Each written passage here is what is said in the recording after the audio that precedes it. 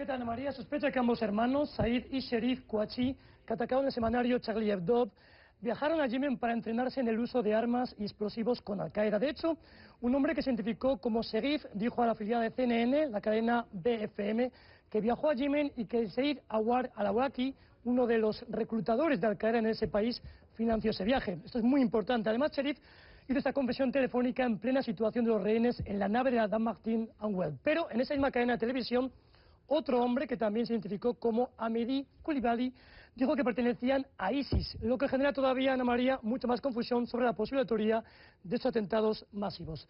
Los servicios de inteligencia franceses informaron a los estadounidenses hace poco que el otro hermano, Said Kouachi, de 34 años, también viajó en el 2011 a campos de entrenamiento de la filial de Al-Qaeda en Yemen, donde se habrían adiestrado seguramente en el manejo de armas automáticas y explosivos, como su hermano. Es cierto que el gobierno francés y sus fuerzas de élite han logrado hoy solucionar una dificilísima crisis de rehenes doble, con un resultado de momento de 3 sospechosos muertos y 4 rehenes muertos. Pero, Ana María, lo cierto es que a Francia ha estado en el punto de mira, no solo de Al-Qaeda, también del Estado Islámico o ISIS. Y parte de estas amenazas se han manifestado de una manera aparentemente descoordinada. Hay que recordar muy recientemente un acuchillamiento de agentes policiales, por ejemplo en Tours, atropello de peatones en Nantes y Dijon, tiroteos en sinagogas en París. El asunto es, Ana María, si se trata de hechos aislados, de lobos solitarios, que se inspiran en consignas yihadistas de Al-Qaeda o ISIS, o bien están coordinados por estas organizaciones terroristas. Manuel Valls, el primer ministro francés, dijo que hay 1.200 residentes franceses que tienen conexiones con la yihad y cerca de 400 de ellos estarían ahora en Siria. Muchos de ellos, Ana María, se entrenan para poder atentar en sus países de origen y aunque algunos de ellos, hemos visto imágenes, queman sus pasaportes como su renuncia al país de origen, otros los guardan esos pasaportes y los podrían usar en su regreso.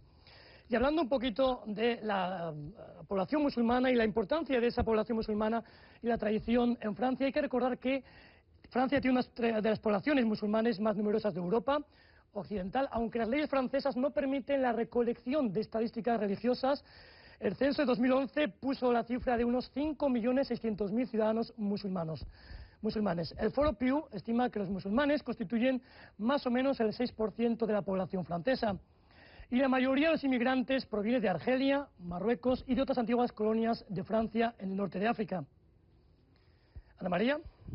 Miguel Ángel, y también es interesante recalcar que uno de los hermanos, ¿no?, el que se encargaba de reclutar a jóvenes para viajar a Irak, había sido condenado en 2008 a 3 años de cárcel y que cuando tuvo lugar su juicio, una de las cosas que dijo es que él se había unido a esta causa yihadista por lo sucedido en Irak durante la invasión estadounidense de Irak, lo sucedido con esos presos en esa famosa prisión, esas fotos también tan aberrantes por parte del abuso de fuerzas estadounidenses a presos iraquíes, y que eso fue lo que le llevó a actuar y a unirse a estas causas fundamentalistas. También, como hablábamos con este invitado, estos dos hermanos, aunque son ciudadanos franceses, tenían origen argelino, si no me equivoco, eran huérfanos y se habían criado en un hospicio, y como también lo hemos comentado tú y yo en muchas ocasiones, pues en Francia, sobre todo, no sé si recordamos, hace unos cuantos años, hace ya 10 años, en el 2005,